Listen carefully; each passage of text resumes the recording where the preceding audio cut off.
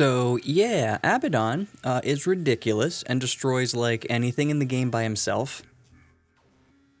What's up, theorists? Welcome back to the channel. We're gonna be talking about Abaddon today because, wow, what a Chad. This dude is insane on every level, and I am excited to tell you all everything you already probably know. So, thunderhammer that like and subscribe button, hit Nurgle's bell, leave a comment, check out our other videos, and check out the second channel, and let's get right into this. Abaddon is a 280 point character for Chaos Space Marines. You've all heard his name before, and he deletes whole units by himself. Let's first just take a look at his Datasheet. We're not wasting any time here, and we're just going to start crushing some units. This is going to be one of those reviews where I show you guys charts, lots of charts, and all I care about for this unit breakdown is his combat. Kind of slow, moves 5, he's toughness 5, he has a 2-up save, 9 wounds, leadership 5, and OC of 4. He of course has a 4-up invuln like basically every special character like he is. He's got a ranged weapon, it's 4 shots, strength 5, AP 1, 2 damage, sustained hits 1 at 24 inches, everything he has hits on 2s. For melee, this is what we care about.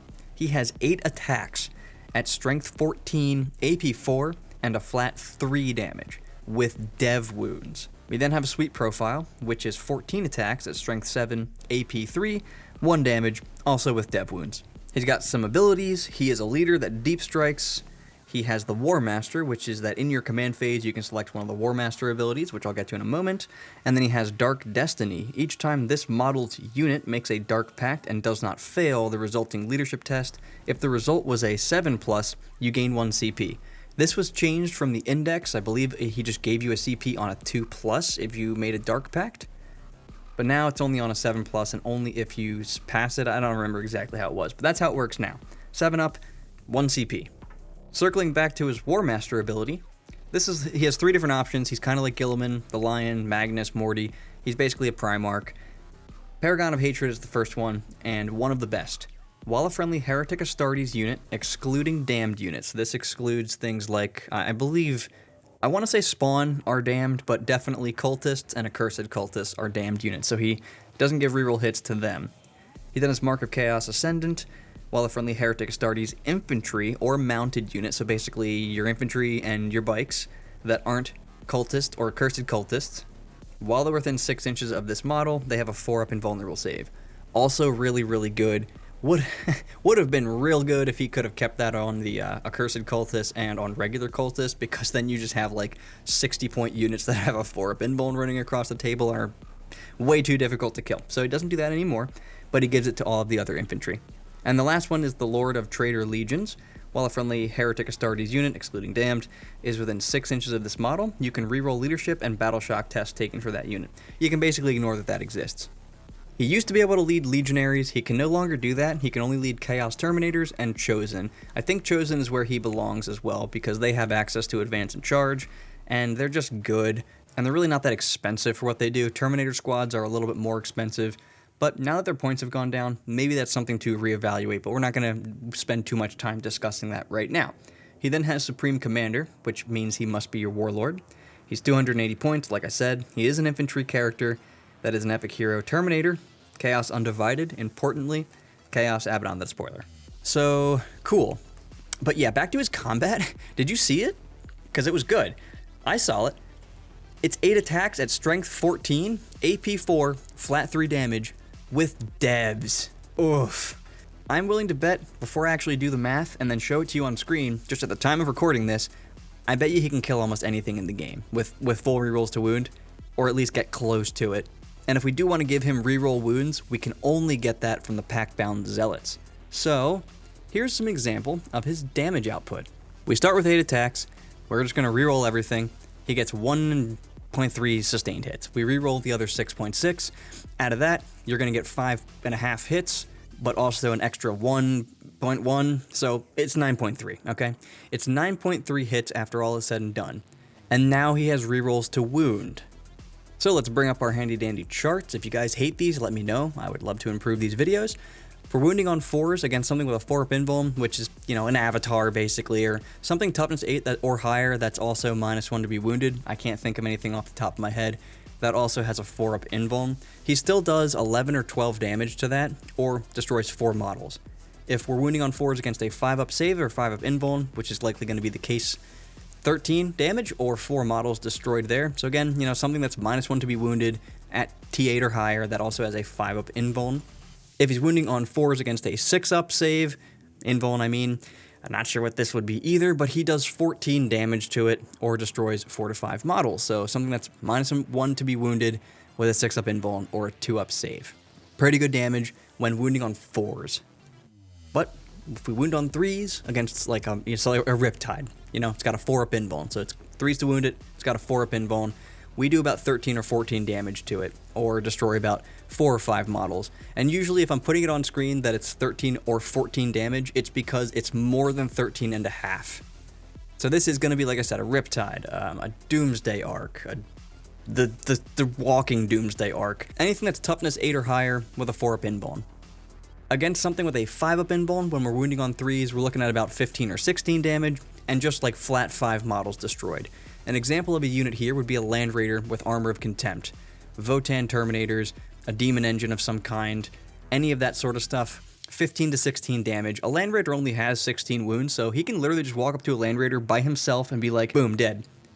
So he's just so good. So against a 6-up invuln, we're just going to call it an invuln. Well, I guess it could be a save if you have a 2-up save. So either a 2-up save or a 6-up invuln. If you're wounding on 3s, you're looking at 17 damage or destroying 6 models. So, a Vindicator, I guess, is toughness 11 and has a 2-up save. So you're going to get a 6-up save against his attacks. I guess this could also be a Lehman Russ or something equivalent. But yeah, 17 damage is enough to destroy any of those things. I did also add a 7-up save here. This is just to indicate that you're not getting a save against it. Maybe I just should have put a dash there, but if you're wounding on 3s and they're not getting a save, so a 7-up save, call that an Imperial Knight or, anything that doesn't have access to Armor of Contempt that also has a 3+ save, any of those things. That's 19 damage or 6 or 7 models destroyed. Once we start wounding on 2s against a 4-up invuln, now we're hitting things like Terminator squads. If it is some sort of toughness 7 unit that also has a 4-up invuln, which is the only thing I can think of is Paragon Warsuits, he's going to do 15 to 16 damage to that target or destroy about 5 models if they're 3 wound models. So against a Terminator squad, he literally just cuts half of them down. Wounding on 2s against some sort of 5-up invuln, so 8-bound, possessed, random things that have 5-up invulnerable saves, he's going to be doing 18 damage or destroy about 6 models again. And then if we're wounding on 2s against some sort of 6-up invuln or just things that naturally have a 2-up save, we're going to be doing 20 to 21 damage or destroying 6 to 7 models. So basically anything with a 2-up save normally, I guess if you could include like broadsides into this, but he would only destroy 2 of them. One of them would be left wounded as well. So still almost destroys an entire broadside squad by himself. Pretty good damage output there. Disgusting. Absolutely nuts. Now, he does also have a sweep profile, which is really only good against, like, a Cursed Cultist or something. Some, like, big unit of things that also has, like, a 5-up invuln. But I'll just show you a little bit of math here as well. I'm not going to worry about wounding on 4s, because if that's the case, we're just going to use his big profile. So, if we're wounding on 3s against something with a 4-up invuln, we're going to be doing about 8-ish damage or destroy 3 to 8 models, depending on how many wounds they have. 8 being if they only have 1 wound, 3 being if they only have 3 wounds. And this is slightly overestimated, so like against a Terminator squad, you would only destroy 2, but like 1 wound infantry would lose 8. If we're wounding on 3s against a 5-up invuln, we do about 9 damage or 3 to 9 models. So this would be any toughness 4 infantry that have a 2-up save, something with 5-up invulns as well, so like aggressors or something if you really wanted to, in which case you would destroy 3 of them, but in that case you would just use the strike profile to do the flat 3 damage. I guess boys with WOG would also kind of fall into this category as well. Again, something with a 6-up invuln, you do about 11 damage or you destroy about 3 to 11 models. Again, it just depends on how many wounds they have. So whether you have 1 wound, 2 wounds, or 3 wounds is kind of what I'm calculating here. Not really sure off the top of my head what it would be besides just like a Space Marine squad or like Scions or something like that. Against a Space Marine squad, you destroy 5 of them, but you would just use a strike profile normally. Against like a Scion unit, you would destroy all 11 there. If we're wounding on 2s against some sort of 4-up save, this is still a little bit better than using his strike profile. So against something like Harlequins, witches that get a 4-up invuln in combat, a sister squad with an Imagifier would be another example. You will do about 9 damage or destroy 3 to 9 models, again, depending on their wounds. With all those units that I just mentioned, they're all 1 wound models, so he would destroy 9 of them in that case. If we tried to use the strike profile here instead, we would only destroy about 5, so this is better against horde units. If we're winning on 2s against a 5-up invuln, so again like Accursed Cultist, maybe Aspect Warriors of some kind, I think they have 5-up invulns now, you do about 11 damage, or 3 to 11 models are destroyed depending on wound. So yeah, like Accursed Cultist, you'll wipe 11 of them at that point, which still isn't enough to get to the Torments, basically, so kind of just a tangent there, but you will destroy 11 of them on average. If we're wounding on 2s against a 6-up invuln, the only thing that I can think of off the top of my head would be like a squad of sisters that just come stock with a 6-up invulnerable save. You will destroy 12 or do 12 damage, I guess I should have said, or you'll get about 4 to 12 models, just depending, again, on their wound count. And so generally speaking, if he's using a strike profile, which is what you're going to want to use most of the time, he does like 8.5 dev wounds to like literally any target. So like, that's just 3 dead Terminators right off the bat, and then they'll fail like another 2.5 saves or so. So you're going to bring down another 2, and that's just to Abaddon alone. Like we just saw on his charts there, he will destroy about 5 Terminators. You got a cool character? Okay, yeah, it's probably dead. Guilliman, 13 damage. The Lion, 10 damage. An Archon with a 2-up invulnerable save, at least 8.5 damage from the dev wounds. You got Drago in a unit who's got a 4+ Feel No Pain, 12 damage, and that includes the 4-up Feel No Pain against the dev wounds. How about Call? Yeah, he's dead, 14 damage. So, alright, so how about some stuff that he doesn't destroy? Does he still put a hurt on them? Yeah, oh yeah. Angron, 14 damage. How about Gazgul? Makari dies, Gaz takes like 7 wounds and has 3 wounds left. How about the Silent King? Both Minirs go down and the Silent King takes like 2 wounds. Avatar? Still 8 damage, bringing it down to 6, and that's including -1 to wound, but not factoring in fate dice, because it's just going to mess up the math. Nightbringer, surprisingly, only 6 damage. He gets about 9 wounds through to it, and because it's half damage, so he only does 2 damage apiece. It then has a 5-up Feel No Pain, so it only takes 6 damage. So I think that's one of the least amounts that he does. Against Magnus, even with -1 damage, but not accounting for anything else, still 9 damage on Magnus. Like a Chaos Knight or regular Knight, which I guess I already showed you with the charts there, that's still 19 damage. Mortarion, 9 damage, puts him down to 7 wounds. Mortarion's really hard to kill because of his dumb Feel No Pain, but yeah, 9 damage to Mortarion. How about Norn Emissary? Yep, 14 damage there. 2 wounds left. Surprisingly, he doesn't do well against like Wardens, which would be probably one of the most durable things from the Custodes faction. He only kills 2 of them because they're -1 to be wounded, and they have a 4+ invulnerable save and a 4+ Feel No Pain against all the damage, not just from the dev wounds. So that basically like cuts his damage down by like 60% if we're comparing it to like a Terminator squad. And so like some napkin math off the top of my head, could be a little bit more, could be a little bit less, but it's around 2. So he can't kill absolutely anything in the game in one shot, He'd be like 500 points if he could. Maybe when he was in the Index, when he could get like all rerolls to hit and get like crits on 5s with lethals and sustained and rerolls to wound, then he was able to kill like literally anything in the game, but he can't do that anymore. And there are a few factions that I kind of omitted there because they just don't have anything super tanky or crazy that would be fun to compare it to, or that sort of stuff is already included in the charts there, such as Land Raiders and that kind of thing. So he has really, really high damage output for a single model. He also does have that gun, which does come with sustained hits. That's pretty good, but it's really nothing to get too excited about. And then he has those Primarch abilities. He's got that War Master ability. And this is what gives him access to rerolls to hit. But because he's undivided, he actually doesn't need this. And so he could instead be giving out his 4-up invuln to all nearby infantry. So having a bunch of Chosen and Legionaries and that kind of thing that have a 4-up invuln is really nice. But the rerolls, those go a long way in the Pack-Bound Zealots detachment because you start getting crits on 5s. And I think that this detachment is more designed for him anyway. So, what detachments does he fit into? I'll kind of just run us through all of the different ones and what I think. And if you guys disagree, just let me know down below. In the Deceptors detachment, he does gain access to a reactive move of 6 inches. It's not D6. So I guess that's a thing. It's not bad, but it's not really worth the detachment because of that one stratagem. In the Dread Talons, he could be falling back and charging, which he can already do in Packbound as well, so it's, he can charge at the end of the opponent's movement phase as well if they're within 6 inches, and some other things that aren't really worth mentioning. In the Fellhammer Siege Host, not much to write home about here. He will get a 5+ Feel No Pain, and that's about the best stratagem on him, so anyway, in the Renegade Raiders, though, he becomes very strong. He can get Armor of Contempt on his unit, and that's a great reason to run him just by itself. This detachment is good because everything gains Assault, and if the opponent is on an objective, you get +1 to your AP. And so because the army is pretty fast, it ends up giving out like a lot of targets, so you don't necessarily want to destroy Abaddon's unit when you have like a bunch of Vindicators, potentially Predators, or other things in the army that have a lot of shooting. And so this detachment, it's really nice to have Armor of Contempt when Abaddon is also trying to move up with the army to give it the full rerolls and stuff. He can then get Opportunistic Raiders, which allows him to charge into something in the midboard and then fall back out of line of sight, and then use Armor of Contempt if there is something that can potentially get to him. He can get Reaver's Haste. This gives him advance and charge, and then +1 to his charge roll. That's really, really good.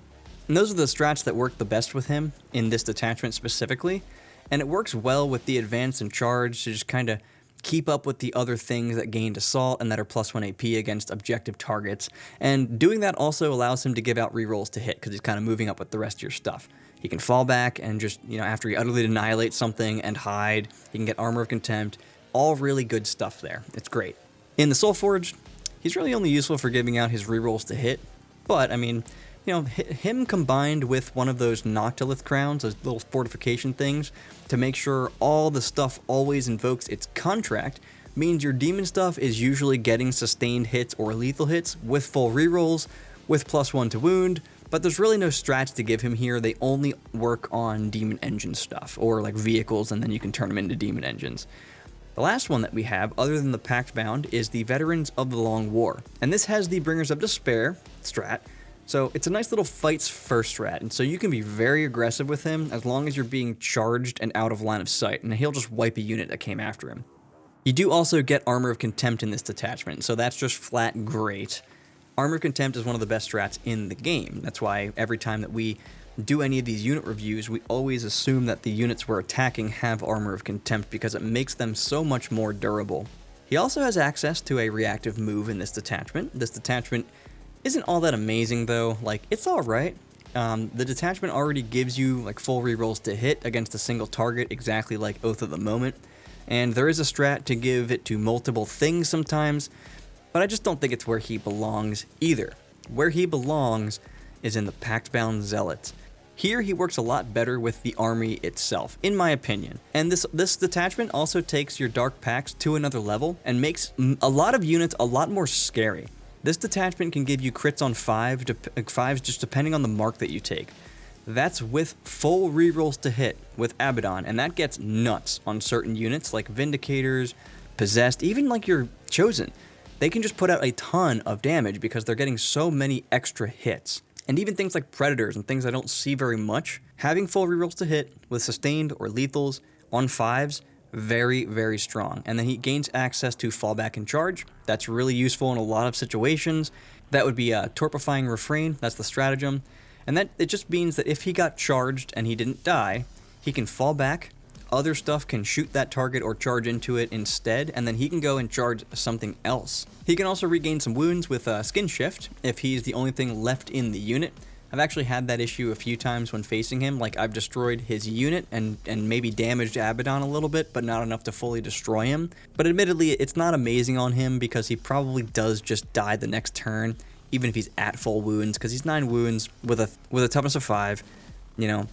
He takes 3 damage hits that he fails and he's just gone. So even with full wounds, not great. But one that is pretty good is Eternal Hate, and this is a fight on death stratagem, and it's only 1 CP, so it's really not that bad. It's a coin toss that he destroys the unit that destroyed him in combat, and this one is particularly something that you have to consider if you charge into him. Other fights first stratagems on 4s, they really aren't very good, and so they really aren't used all that often unless it's in a pinch. And that's a sometimes thing, not an all the time thing, but generally speaking, that's kind of how that works. This one, your opponent will always try to use on him, because if he does get it off, if he does roll that 4+, Abaddon will just destroy that unit. Like, actually, look at the math. So it's a 50-50 chance to destroy an entire unit for 1 CP, and that is always going to be worth it. So this is one that you're going to have to consider if you do charge into combat with him and he's in the Pact-Bound Zealots detachment. If they've got a free CP and you plan on wiping that unit, expect Abaddon to have a 50% chance to kill your unit in return. We then have reroll wounds, which is Profane Zeal. It only works on undivided units, but he is undivided, and so that's where our reroll wounds come from when I did all the math earlier. And so all the combined things making him dumb, with crits on 5s and full rerolls, I think the Pact-Bound Zealot is where home is for him. I think here, and then I also think his vacation home is with the Renegade Raiders, because he also works really well in there as well with the strats that he has access to, and just the way that he plays in that detachment where he can keep up with things, hide, be durable, all that kind of stuff, be able to charge something and then fall back out of line of sight. He's also very, very strong in that detachment as well. But there's really no two ways about it. He's gonna hit you. Almost nothing in the game will destroy a whole unit that he is with him additionally. At least not against a good player. And so making that assumption, he's gonna hit you and he's gonna hit you hard. And against a good player, he is going to be a bit hard to deal with just because of how much he can do and some of the strats that he can get access to, along with having to deal with other things that are in their army. But as always, the best way to deal with things that you don't want charging or getting close to you is to move block. Movement phase shenanigans, making them charge the things that you want them to charge, not what they want to charge. Get in his way, keep him pinned back. If your opponent is being cool and they're playing the game well and they have their unit just over an inch away from the wall, put your unit just over an inch away from the wall so that they can't charge through, and so they have to go around. I have a video on both those topics, so hopefully I remembered to link them below, but that would be about how to block out walls and just move blocking in general. Things like that. So, my heretics, that's going to do it for this one. If you liked the video, thunderhammer that like, subscribe, and bell icon. Leave a comment, watch the other videos, check out the second channel, do all the things. So thank you very much, as always, for making it to the end here, my fellow heretics. Theory hard, and I'll see you back at the lab.